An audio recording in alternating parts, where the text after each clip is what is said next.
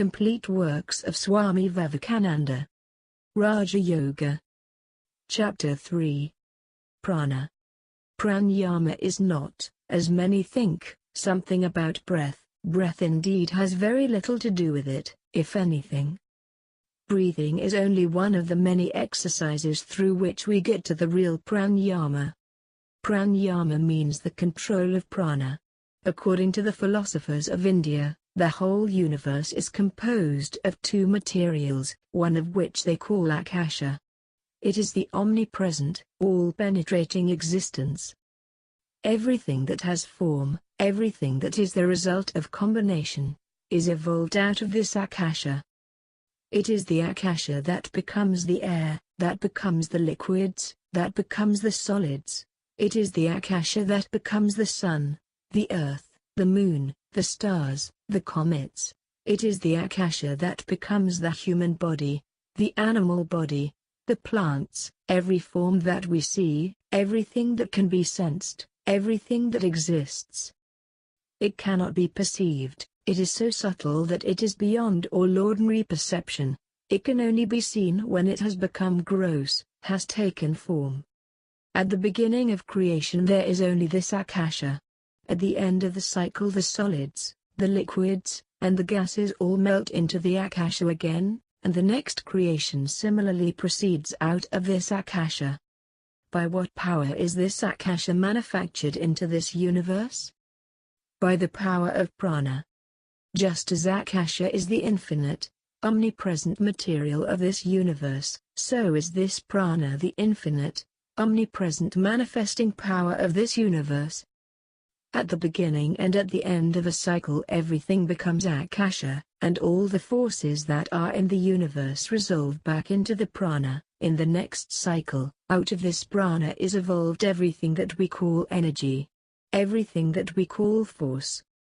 It is the prana that is manifesting as motion. It is the prana that is manifesting as gravitation, as magnetism.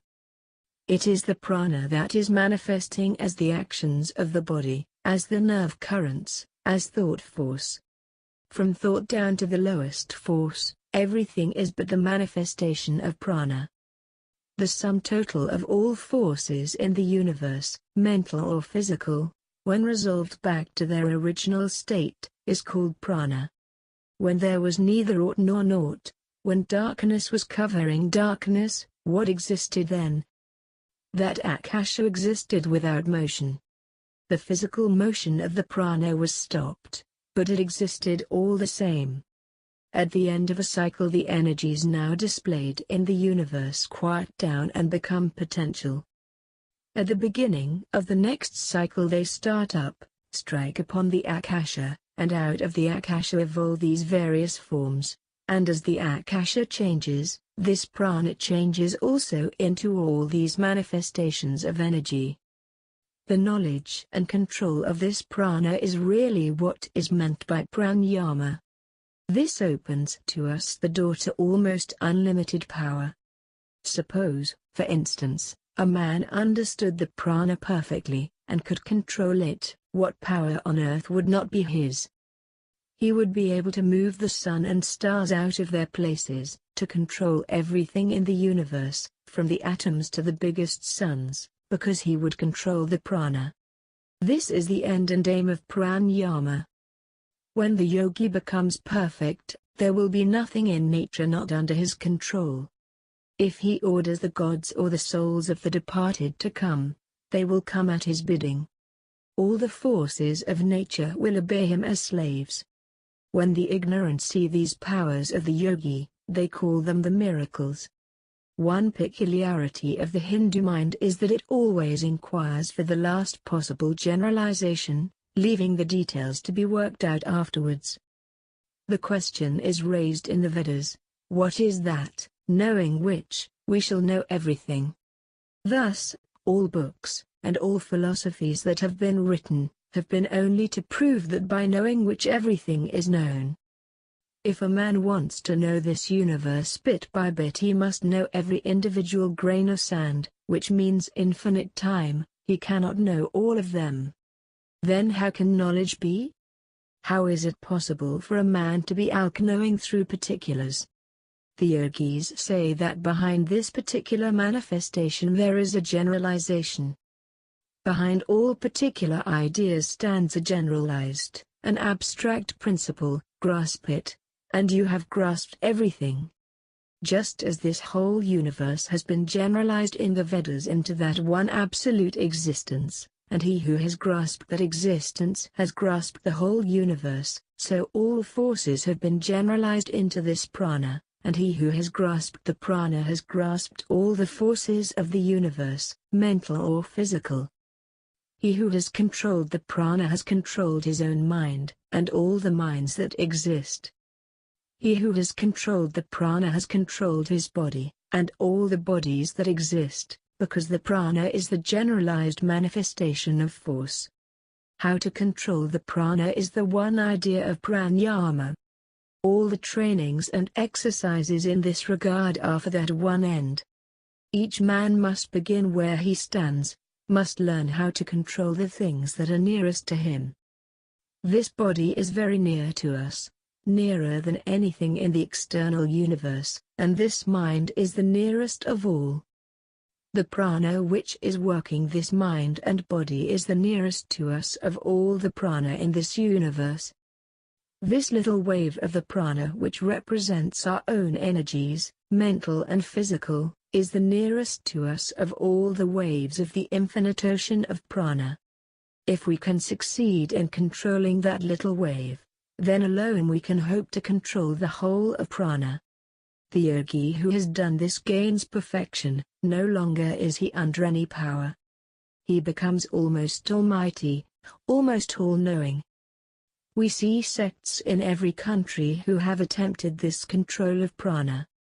In this country there are mind healers, faith healers, spiritualists, Christian scientists, hypnotists, etc., and if we examine these different bodies, we shall find at the back of each this control of the prana, whether they know it or not. If you boil all their theories down, the residuum will be that it is the one and the same force they are manipulating, only unknowingly. They have stumbled on the discovery of a force and are using it unconsciously without knowing its nature, but it is the same as the yogi uses, and which comes from prana. The prana is the vital force in every being. Thought is the finest and highest action of prana. Thought, again, as we see, is not all. There is also what we call instinct or unconscious thought, the lowest plane of action. If a mosquito stings us, our hand will strike it automatically, instinctively. This is one expression of thought. All reflex actions of the body belong to this plane of thought. There is again the other plane of thought, the conscious. I reason, I judge, I think, I see the pros and cons of certain things, yet that is not all. We know that reason is limited. Reason can go only to a certain extent, beyond that it cannot reach. The circle within which it runs is very, very limited indeed. Yet at the same time, we find facts rush into this circle. Like the coming of comets, certain things come into this circle. It is certain they come from outside the limit, although our reason cannot go beyond. The causes of the phenomena themselves in this small limit are outside of this limit. The mind can exist on a still higher plane, the superconscious. When the mind has attained to that state, which is called samadhi, perfect concentration, superconsciousness, it goes beyond the limits of reason, and comes face to face with facts which no instinct or reason can ever know. All manipulations of the subtle forces of the body, the different manifestations of prana, if trained, give a push to the mind, help it to go up higher, and become superconscious, from where it acts. In this universe there is one continuous substance on every plane of existence. Physically this universe is one, there is no difference between the sun and you. The scientist will tell you it is only a fiction to say the contrary. There is no real difference between the table and me, The table is one point in the mass of matter, and I another point. Each form represents, as it were, one whirlpool in the infinite ocean of matter, of which not one is constant. Just as in a rushing stream there may be millions of whirlpools, the water in each of which is different every moment, turning round and round for a few seconds, and then passing out, replaced by a fresh quantity, so the whole universe is one constantly changing mass of matter, in which all forms of existence are so many whirlpools. A mass of matter enters into one whirlpool, say a human body, stays there for a period, becomes changed, and goes out into another, say an animal body this time, from which again after a few years, it enters into another whirlpool, called a lump of mineral. It is a constant change. Not one body is constant.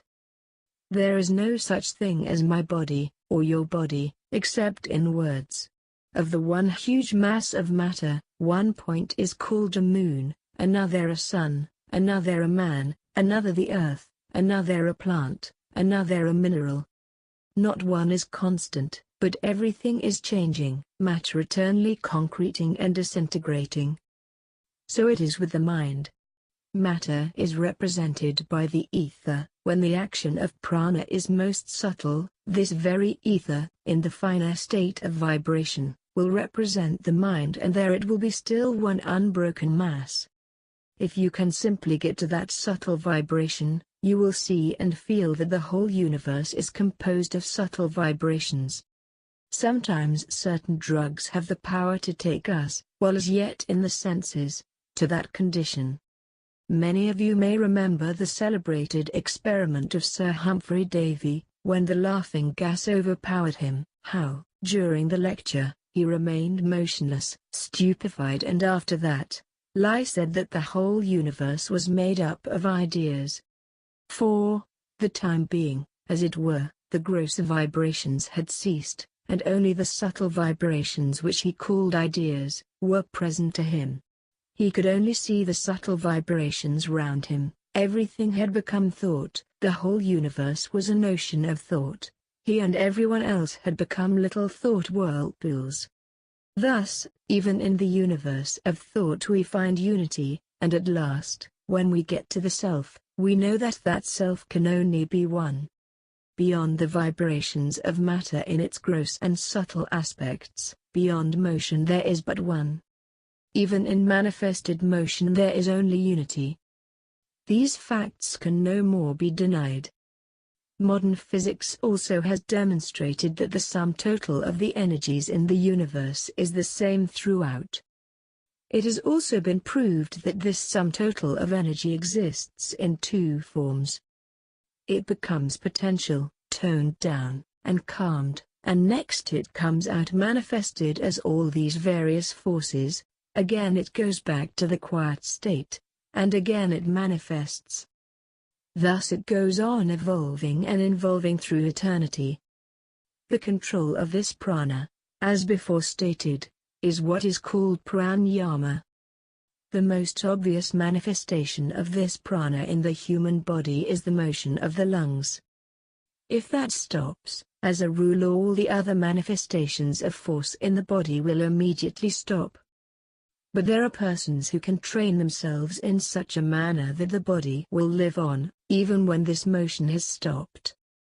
There are some persons who can bury themselves for days, and yet live without breathing. To reach the subtle we must take the help of the grosser, and so, slowly travel towards the most subtle until we gain our point. Pranayama really means controlling this motion of the lungs, and this motion is associated with the breath. Not that breath is producing it, on the contrary it is producing breath.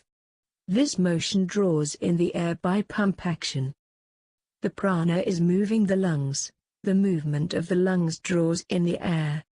So pranayama is not breathing, but controlling that muscular power which moves the lungs.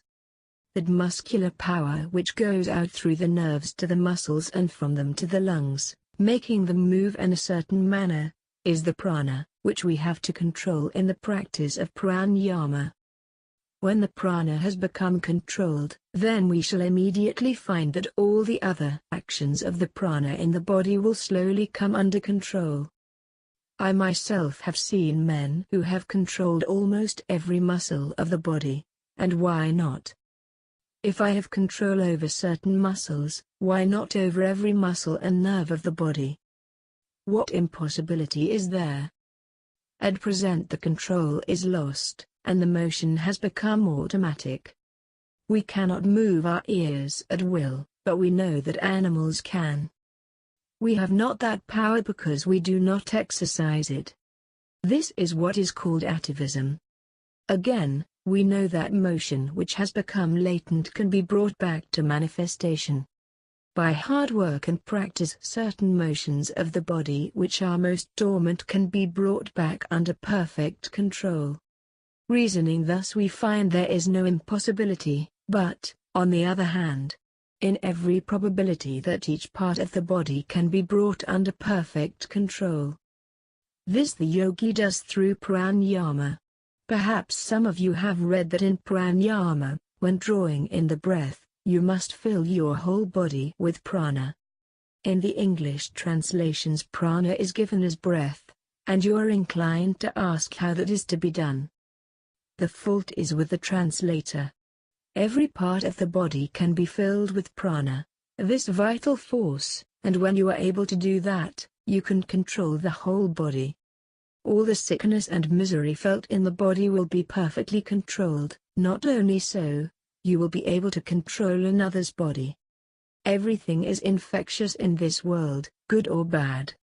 If your body be in a certain state of tension, it will have a tendency to produce the same tension in others. If you are strong and healthy, those that live near you will also have the tendency to become strong and healthy, but if you are sick and weak, those around you will have the tendency to become the same. In the case of one man trying to heal another, the first idea is simply transferring his own health to the other. This is the primitive sort of healing. Consciously or unconsciously, health can be transmitted. A very strong man, living with a weak man, will make him a little stronger, whether he knows it or not. When consciously done, it becomes quicker and better in its action. Next come those cases in which a man may not be very healthy himself, yet we know that he can bring health to another. The first man, in such a case, has a little more control over the prana, and can rouse, for the time being, his prana, as it were, to a certain state of vibration, and transmit it to another person. There have been cases where this process has been carried on at a distance, but in reality there is no distance in the sense of a break. Where is the distance that is a break? Is there any break between you and the sun? It is a continuous mass of matter, the sun being one part, and you another. Is there a break between one part of a river and another? Then why cannot any force travel? There is no reason against it. Cases of healing from a distance are perfectly true. The prana can be transmitted to a very great distance, but to one genuine case, there are hundreds of frauds. This process of healing is not so easy as it is thought to be. In the most ordinary cases of such healing you will find that the healers simply take advantage of the naturally healthy state of the human body. An allopath comes and treats cholera patients, and gives them his medicines. The homeopath comes and gives his medicines, and cures perhaps more than the allopath does, because the homeopath does not disturb his patients, but allows nature to deal with them.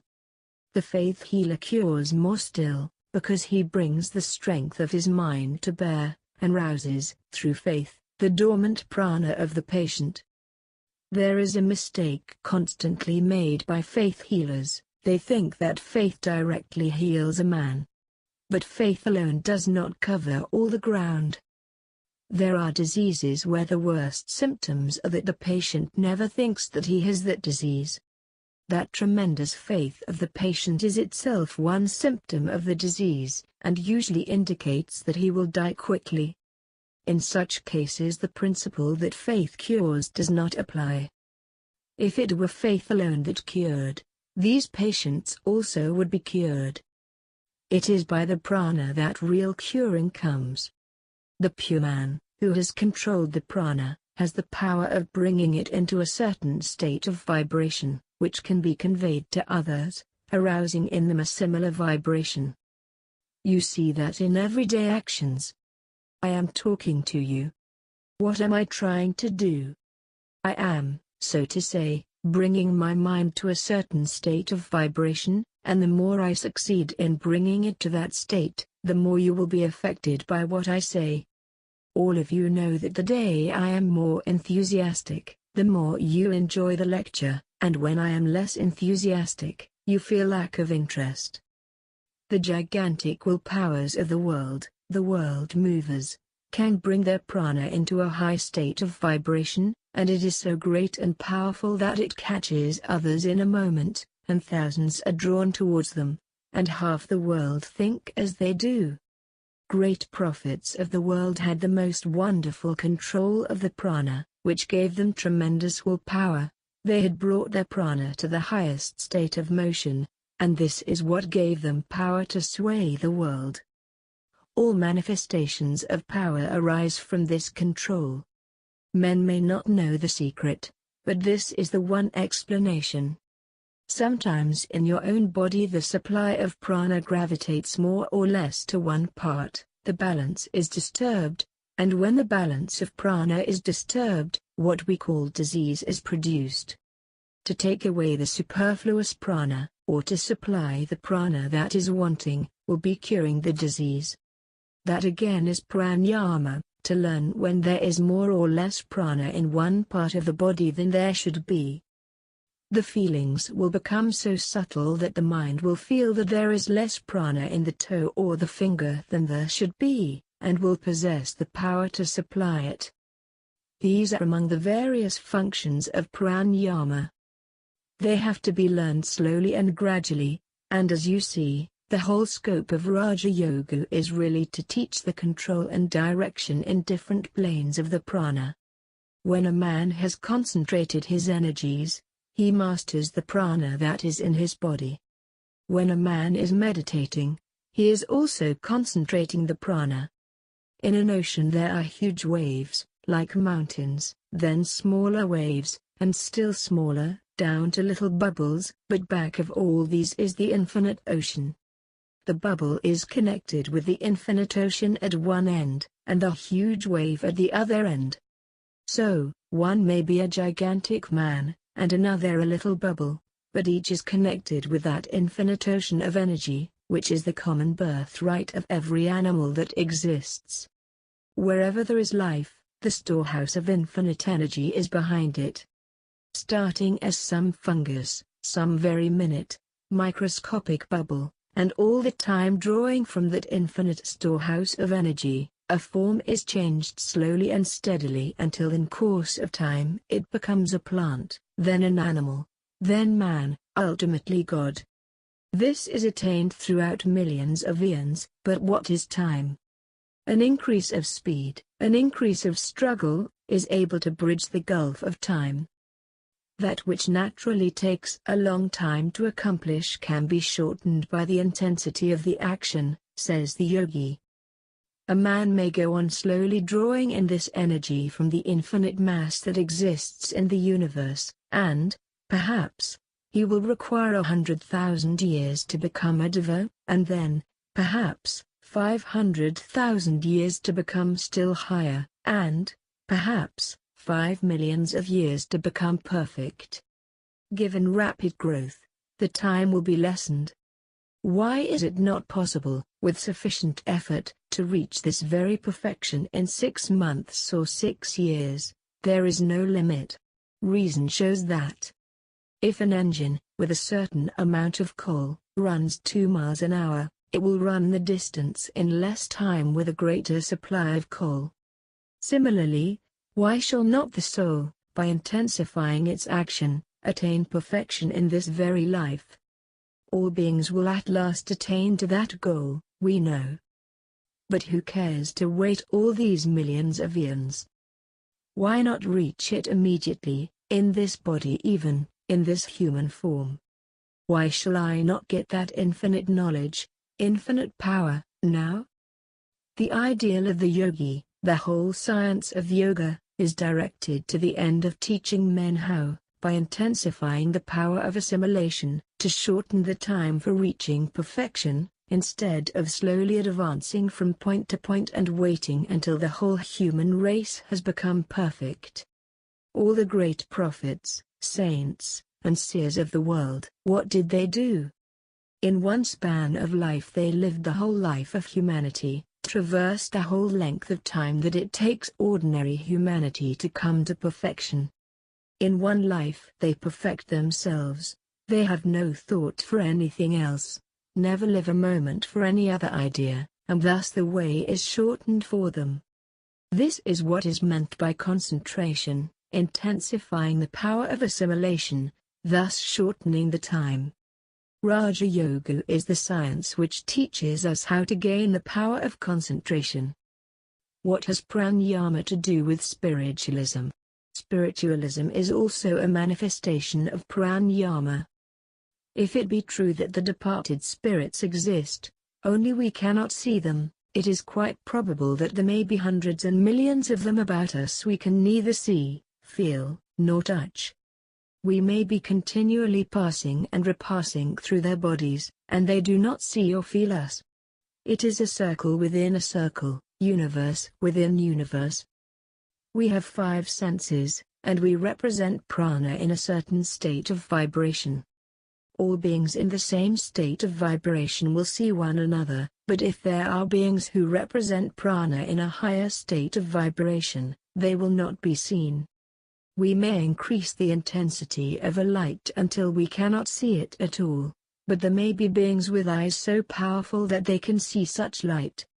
Again, if its vibrations are very low, we do not see a light, but there are animals that may see it, as cats and owls. Our range of vision is only one plane of the vibrations of this prana. Take this atmosphere, for instance, it is piled up layer on layer, but the layers nearer to the earth are denser than those above, and as you go higher the atmosphere becomes finer and finer.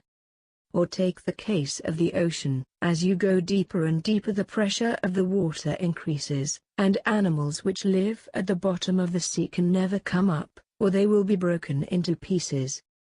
Think of the universe as an ocean of ether, consisting of layer after layer of varying degrees of vibration under the action of prana.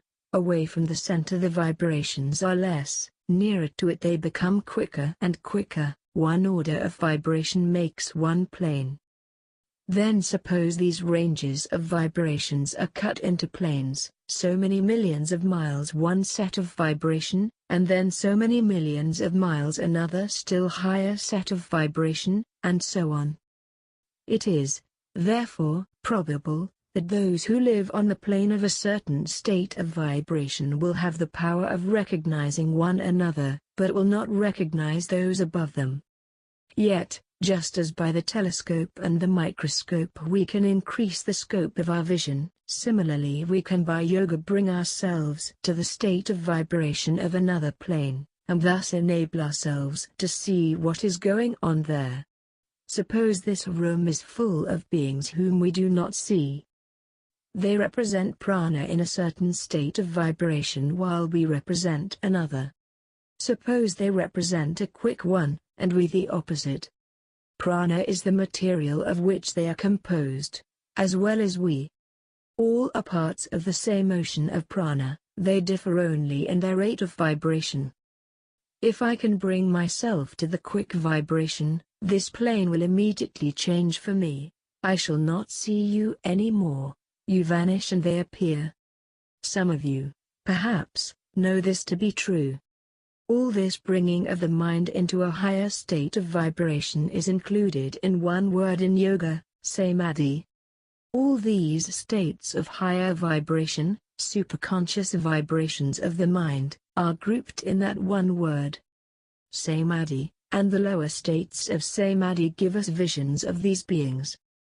The highest grade of samadhi is when we see the real thing, when we see the material out of which the whole of these grades of beings are composed, and that one lump of clay being known, we know all the clay in the universe. Thus we see that Pranayama includes all that is true of spiritualism even. Similarly, you will find that wherever any sect or body of people is trying to search out anything occult and mystical, or hidden, what they are doing is really this yoga, this attempt to control the prana. You will find that wherever there is any extraordinary display of power, it is the manifestation of this prana. Even the physical sciences can be included in pranayama. What moves the steam engine? Prana, acting through the steam. What are all these phenomena of electricity and so forth but prana? What is physical science?